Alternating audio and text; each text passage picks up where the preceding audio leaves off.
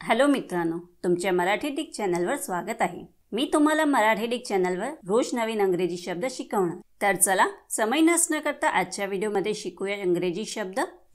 Harvesting. हार्वेस्टिंगचा मराठीत अर्थ पीक काढणे, मळणी करणे, धान्य कापून घरी आणणे, लाभ, परिणाम इत्यादी मिळणे किंवा प्राप्त करणे होत आहे।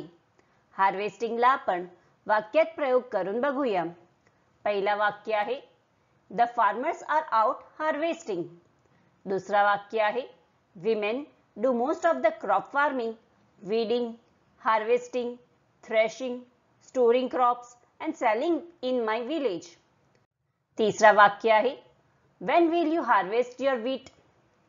चौथा वाक्य आहे 4 weeks from now I will be harvesting my crops। Friends, व्हिडिओला लाईक, शेअर आणि कमेंट करायला विसरू नका आणि चॅनलला सबस्क्राइब करा। Thank you.